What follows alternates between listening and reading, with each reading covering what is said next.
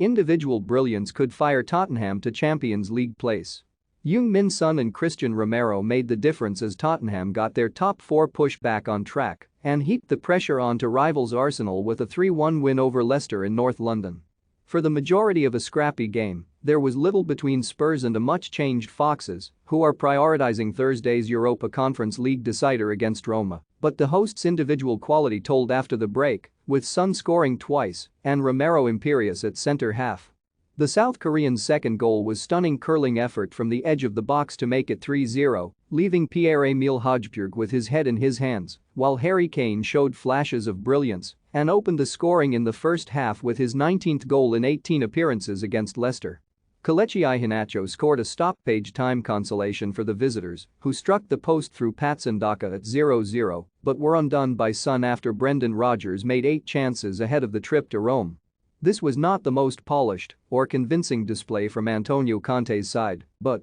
at this stage of this season, points are the only thing that matter and the win moves Spurs 1 ahead of Arsenal, who face West Ham in the later kickoff. Kane predictability opened the scoring, making it 17 goals in 14 league games against his former loan club, while Son continued to prove that he does not need to be especially involved in games to be the most important player on the pitch. Romero, meanwhile, was outstanding, a class above in everything he did. The Argentine's ferocious tackling set the tone for Spurs to kick on in the second half and actually proved an attacking weapon in itself when he won the ball in the crunching challenge on Kagler Soyuncu in the build-up to Son's all-important second goal. Dejan Kulusevski was also decisive, responding to being rested by coming off the bench and making both of Son's goals, the first with a clever pass. But Son was really the star, moving ahead of Mohamed Salah for non-penalty goals this season, suggesting he still remains something of an underrated force. Rather than dominating matches, he is increasingly a clutch player in the final third, assisting or scoring when they need a jolt.